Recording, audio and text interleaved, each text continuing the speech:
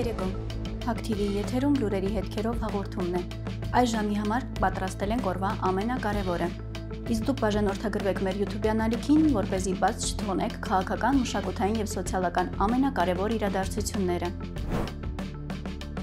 Ռուսաստանի Դաշնության արտաքին գործերի նախարարության պաշտոնական ներկայացուցիչ Մարիա Զախարովան հայտարարել է, որ ցնցված է վարչապետ Նիկոլ Փաշինյանի հայոց ցեղասպանության մասին արված հայտարարություններից։ Պատմության մեջ լինում է, երբ ժողովուրդները, երկրները բառից բուն իմաստով վերանում են, որովհետև չեն հաղթահարում արտահրավերները, որովհետև դավաճանում են այն, ինչ իրենց համար պետք է իսկապես սուրբ լիներ։ Ինձ համար ուղղակի ցնցում էր, անձեռնմխելի պատմություն, անձեռնմխելի այդ թվում նաև պատմության վրա հիմնված փիլիսոփայություն, կապված հայոց ցեղասպանության հետ, եւ հանկարծ շատ հայ գործիչներ, պետական գործիչներ մեկնաբանում են եւ այն վերածվում է պարզապես քաղաքագիտական ինչ-որ գործոնի, որից կարելի էր հրաժարվել ըստ նրանց։ Պատկերացնում եք, ասել է Զախարովան լրագրողներին։ Հիշեցնենք հունվարին Ցյուրիխում հայ համայնքի ներկայացուցիչների հետ հանդիպման ժամանակ Փաշինյանը հայտարարել էր, որ պետք է վերադառնալ հայոց ցեղասպանության պատմության հարցին, հասկանալ, թե ինչ է տեղի ունեցել եւ ինչու է դա տեղի ունեցել, ինչպես են հայերն ընդունել դա եւ ում օգնությամբ։ Ավելի ուշ Փաշինյանն ու Միրզոյանը հայտարարեցին, որ հայոց ցեղասպանության միջազգային ճանաչումը Հայաստանի իշխանությունների արտաքին քաղաքական առաջնահերթությունը չէ։ Թրամփի ուղու հարցը բարձրացվում է Ռուսաստան-Հայաստան բարձր մակարդակի երկխոսության շրջանակում։ Նման հայտարարություն է արել Հայաստանում Ռուսաստանի դեսպան Սերգեյ Կոպիրկինը։ Այդ հարցը բնականաբար քննարկվում է բարձր մակարդակի երկխոսության շրջանակում։ Ամեն դեպքում այդ թեման չի կարող չբարձրաձայնվել։ Ես այստեղ կհիշեցնեմ Հայաստանի ղեկավարության հայտարարությունները, որ այդ հարցը քննարկվում է միայն Ամերիկայի Միացյալ Նահանգների հետ, բայց թեման կարևոր է եւ այն իհարկե չի կարող չարծարծվել մեր երկխոսության շրջանակում, նշել է դիվանագետը։ Նա նաեւ հիշեցրել է Մոսկվայի հիմնարար դիրքորոշումը, որը հնչեցվել է քաղաքական տարբեր մակարդակներում։ Ռուսաստանի Դաշնությունը աջակցում է դեպի իրական խաղաղություն, իրավիճակի կայունացում, տարածաշրջանի բարգավաճում տանող ցանկացած քայլ։ Ինչ վերաբերում է կոնկրետ այսպես կոչված Թրամփի ուղուն, մենք սպասում ենք գործարկման մանրամասներին, մեխանիզմներին, ավելի կոնկրետ տեղեկատվության, ընդգծել է Հայաստանի ու Ռուսաստանի Դաշնության դեսպան Սերգեյ Կոպիրկինը։ Դո կուսակցությունը հայտարարություն է արել։ Դիմում ենք բոլոր քաղաքական կուսակցություններին, հասարակական գործիչներին եւ բոլոր այն քաղաքացիներին, ովքեր դեմ են եղել եւ շարունակում են դեմ լինել Սերժ Սարգսյանին, Նիկոլ Փաշինյանին եւ Ռոբերտ Քոչարյանին։ Մենք դիմում ենք նաեւ բոլոր այն ընտանիքներին, որոնց հարազատները գտնվում են անօրինական կալանքի տակ որպես քաղբանտարկյալներ։ Ժամանակն է մի կողմ դնել բոլոր տարաձայնությունները եւ միասնական ճակատով հանդես գալ, ինչպես մեր կուսակցության պատվավոր նախագահն էր հայտարարում, հանուն արդարության եւ ազատության։ Հոկտեմբերի 27-ին կոչ ենք անում բոլորին համախմբվել, բերելով ձեզ հետ բոլոր այն մարդկանց լուսանկարները, ովքեր սպանվել են քաղաքականության հետևանքով եւ բոլոր քաղբանտարկյալների նկարները։ Այդ օրը տարբեր երկրներում միասնականորեն հավաքվենք մարդու իրավունքների գրասենյակների առջև, բարձրացնենք այդ լուսանկարները եւ բարձրաձայնենք մի ճշմարտություն։ Հայ ժողովրդի նկատմամբ իրականացվում է քաղաքական տեռոր։ Դիմում ենք նաեւ բոլոր բլոգերներին, լրագրողներին եւ հանրային ազդեցություն ունեցող մարդկանց, լինեն նրանք մեծ թե փոքր լսարան ունեցող, բարձրաձայնեք այս կոչը, խոսեք, տարածեք եւ օգնեք, որ մեր ժողովուրդը գոնե այդ օրը մեկ մարդու պես համախմբվի, հանուն ճշմարտության, հանուն արդարության, հանուն Հայաստանի, հայտարարել են դոկ կուսակցությունից։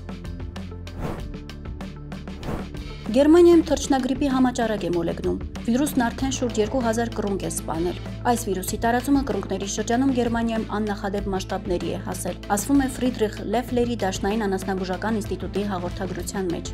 Գրեթե 1000 զոհված կռունկներ են հայտնաբերվել Բրանդենբուրգի հյուսիսում։ Ավելի քան 500 սատկած թռչուններ են հայտնաբերվել Թյուրինգիայի եւ Սաքսոնիա-Անհալթի սահմանին գտնվող ջրամբարում եւ 100-ից ավելի Մեքլենբուրգում։ Ինստիտուտը կանխատեսում է, որ սատկած թռչունների թիվը կշարունակի աճել։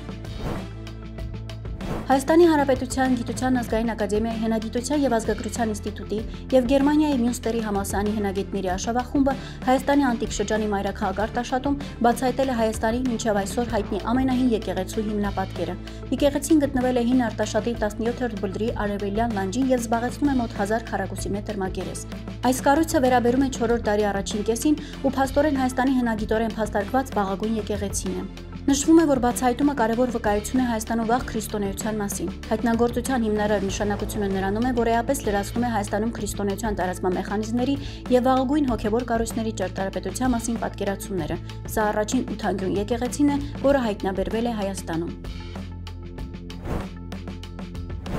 Հայաստանը բացառապես նոր սերնդի զենքեր է ձեռք բերում։ Նման հայտարարություն է արել Հայաստանի Հանրապետության պաշտպանության նախարար Սուրեն Պապիկյանը։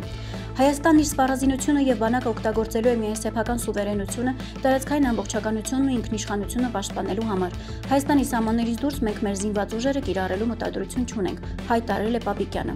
Նրա խոսքով Հայաստանը վերջին շրջանում նույնպես ակտիվորեն զարգացնում է սեփական ռազմարդյունաբերությունը, հայկական ռազմարդյունաբերական համալիրի նմուշները կարևոր տեղ են զբաղեցնում բանակի զինանոցում։ Պետք է ամեն ինչ անել, որպեսզի հայկական սպառազինության համակարգերը մրցունակ լինեն արտաքին շուկաներում։ Դրա համար նոր ներդրումներ են պետք։ Առանց ոլորտներում ներդրումների անհնար է ունենալ միջոցներ, որոնք կարող են մրցակցել օտարերկրյա գործընկերների հետ, հայտարարել է Հայաստանի Հանրապետության պաշտպանության նախարարը։ Նա նաև նշել է, որ 2025-ին հայկական բանակում մահվան դեպքերը զգալիորեն նվազել են։ Ընթացիկ տարվա վերջին տվյալներով ծառայության հետ կապված մահվան 5 դեպք է գրանցվել։ Մեկը կայծակնահարության, մեկը հոսանքահարման, երկուսը առողջական խնդիրների պատճառով եւ մեկը ցավոք ինքնասպանության, նշել է պաշտպանության նախարարը։ Եվ վերջում օրվա տեսանյութ՝ Հասկիի եւ տիրոջ քաղցր սերը։